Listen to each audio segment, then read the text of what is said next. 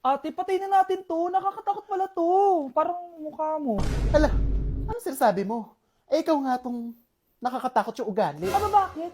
Ikaw nga to parang hindi pa nakamove on sa pagiging jeje mo. Bakit?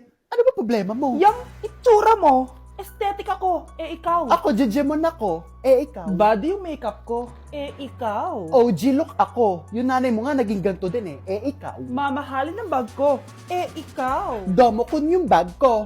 Ikaw. Naka-iPhone ako, kaya malinaw ang mga pictures ko. Ikaw. Hala, tatlong camera. Ako, meron akong housing. 3310. Kahit ipukpok mo to sa kokote mo, hindi masisira. Ikaw. Wireless ang earphones ko with noise cancelling pa. Ikaw. Ano yung noise cancellation? Meron din ako niyan. May wire pa. Ikaw. Oh, ito. Siguradong wala ka neto. May Apple Watch ako. Touchscreen pa to. Ikaw. May ganun? Ako, meron akong G-Shock waterproof. Kahit ibabad mo pa to sa... Ganun. Ayaw mo talaga magpatalo, no? Sige, mag-lip sync battle na lang tayo. Basic. Tara!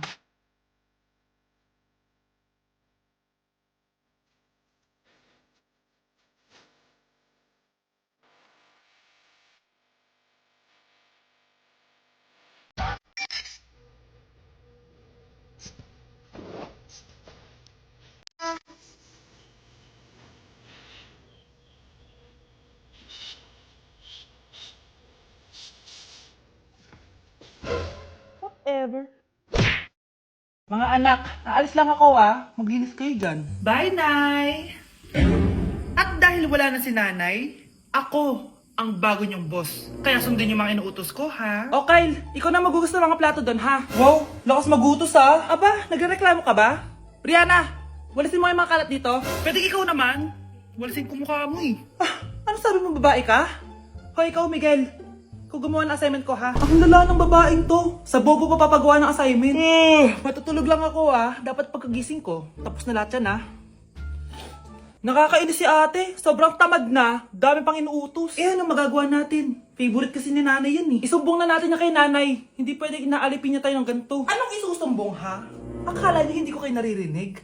Magtrabaho kayo doon! Tama na ate! Sawang-sawa na kami. Puro kautos. Malinaw naman sa inyo, di ba? Na pag wala si nanay, ako ang boss. Sinong boss? Ha? Wala nay. Actually, kakatapos ko lang maglinis ng bahay, Luh, sinungaling. Scarlett, huwag mo na ako lokohin. Hindi naman talaga ako umalis dito. Sinisigurado ko lang kung naglilinis talaga kayong lahat. At tama nga yung sinasabi ng mga kapatid mo. Na para kang boss umasta dito sa bahay. Anay. Mga anak, kayo na bahala sa ate nyo. Utusan nyo ng utusan yan. Ate, ikaw na magugas ng mga plato dun. Eto na. Pagkatapos mo dyan ate, maglaba ka ha? Oo, sige. Pagkatapos mo maglaba, gawin mo yung project ko ha? Sige boss. Lahat ng utos nyo gagawin ko. Mga anak! Maganda ba? Mawawala ako ng 3 araw Nay, kailangan ba talaga tumuloy dun? Importante yun, anak. Minsan lang ikasal yung kumare ko, no? Tsaka sa Cebu siya gagawin, di ba? Shala. Basta nay, mag-ingat ka ha. Oo naman, anak. Huwag ka mag-alala. Siya, naalis na ako. Mga kapatid mo,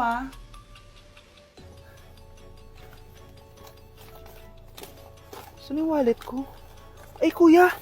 Balik tayo sa bahay. Nakalimutan ko yung wallet ko. Ano ba yan? Maliliit na ako. Saan na ba yan?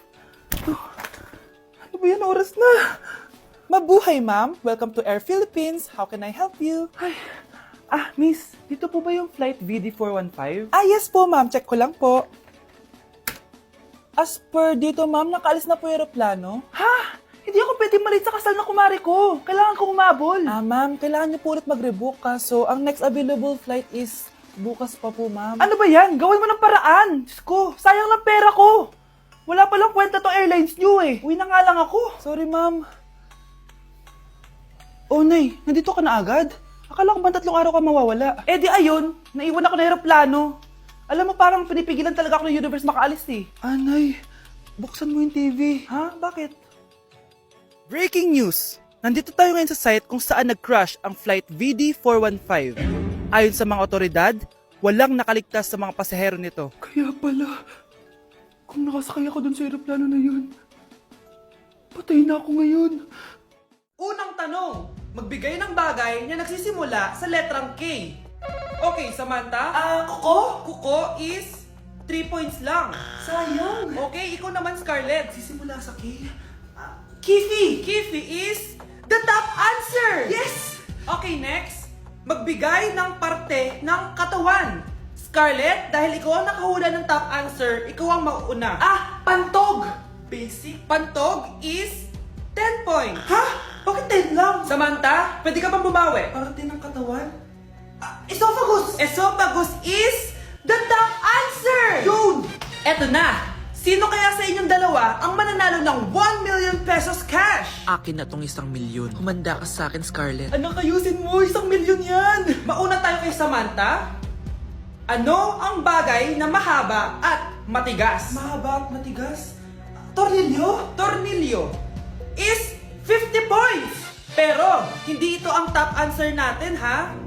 Okay, Scarlett, may chance ka pa na hulaan ang top answer. Bago ko sagutin yan, Nay, kung nanonood ka man, eto na yun, Nay! Mananalo na tayo ng 1 milyon! Go, anak! Ang bagay na mahaba at matigas ay... Opo mo sumagot, anak! Sayang yung 1 milyon! Wow, Scarlett! Ang ganda naman ng bahay niyo! Pinaghirapan niya ng mga magulang ko, bes. Alam mo, parang ganito din yung bahay namin eh. Kaso mas malaki lang yung amin, tapos may swimming pool. Ganun ba, bes? In fairness, ang laki ng TV niyo oo. 75 inch yan. Pero parang mas malaki yung sa amin. 120 inch kasi yung sa amin. Parang sine na nga eh. Laki nga, bes. Wow! Eto kwarto mo, bes? Ang ganda. O, di ba? Ako nag-design neto. Alam mo, bes, yung kwarto ko, may second floor. Tapos may walk-in closet pa. Parang wala kang ganun. Hoy, di ka una, bes! Anong nangyari dito? Anak, magugas ka na ng plato dito? Ito na po, Nay. Ang dami naman nito. Ay, buti na lang talaga may bida. Wow, bes. Ang syala naman ng dishwashing soap nyo. Eto ba, bes? Alam mo ba, si Coco Martin ang may-ari neto. At siya mismo ang namili at nag-test neto. Talaga ba, bes? Oo naman, bes. Bida kontra sebo to. Oh, diba? Natanggal agad ang sebo. Di tulad na nakasanayan. Bida sa sulit. Dahil konting patak lang, madami ka na mahuhugasan. Bida sa bula. Tignan mo naman, diba? Ang dami. At syempre, bida sa bango. Nakakasyala talaga yung lemon plus calamansi scent. Malinis ang amoy. Ang ganda nga niyan, bes. Pasado talaga sa akin tong gawang Pinoy. Kaya oras na para palitan ang nakasanayan. Dahil nandito na ang bida. Saan naman mabibili yan, bes? Mabibili to sa TikTok Shop at sa Suking Sari Sari Store. Available in 700ml, 200ml, and 20ml. Sobrang mura, di ba? Kaya bida sa bulsa. Bida sa linis. Bida sa buhay.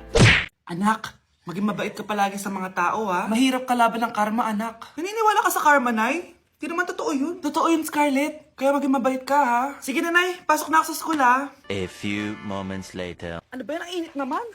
Balimos, baka may barya ka dyan, Iha. Tumabi ka nga dyan, malilate na ako. Kahit 5 piso lang, Iha. Wala! Tsaka huwag ka lumapit sa akin, baka mahawak sa kapangitan mo.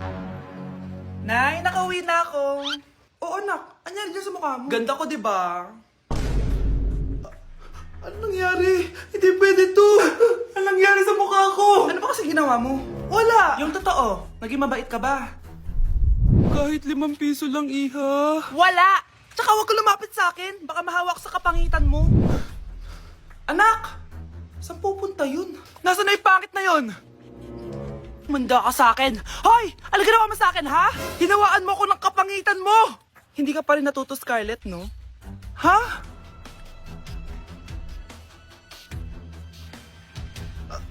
Nay! O ano? Naniniwala ka na ba sa karma, Scarlett? Ayan na nakukuha mo sa mga panlalait mo. Nay, sorry na! Alisin mo na to nasa mukha ko! Sige, next year. Paano na ako magkakajowa neto? Hello po, ma'am. Ang ganda naman po ng bahay niyo. Sino yan, Nay? Hello po. Anak, ito nga pala si Bebang. Bagong katulong natin dito. Siguraduhin mo lang na magaling ka, ha? Dahil ayoko sa lahat, yung tatanga-tanga. Opo, ma'am. Ayusin ko po yung trabaho ko. Sige na, mag-umpisa ka na maglinis. Sige po. Di ko talaga gusto yung bago namin katulong dito. Nakakainis yung mukha niya. Ano yun? Ano ba yan? Unang araw pa lang dito, may nabasag ka na agad? Sorry po, ma'am. Tatanga-tanga kasi maglinis? Di mo ba alam na 1,000 pesos ang isa niyan? Linisin mo na yan! At wala ka sweldo na 3 araw, ha? Dahil wala ka naman pambayad niyan. Ganito nyo pala tinrato ang nanay ko. Humanda kayo. Bebang! Gawin mo nga ako ng kape. Ma'am, eto na po yung kape nyo. Ano ba yan? Bakit malamig na to? Gusto mo tapo ko to sa mukha mo, ha? Sorry po, ma'am. Gawin mo ako ulit ng bago. Baka na pang magawa ko sa'yo. Sige po, gagawa na lang po ako ulit ng bago. Pakatanga. Ma'am, eto na po yung mainit nyo pong kape. Sa susunod, huwag kang tatanga-tanga kung ayaw mo mawalan ng trabaho. Bebang! Kuhaan mo nga ako ng tubig dito. Eto po, ma'am, yung tubig nyo. Doon ka na nga. Yung makita pagmumukha mo. Sakit ng tiyan ko!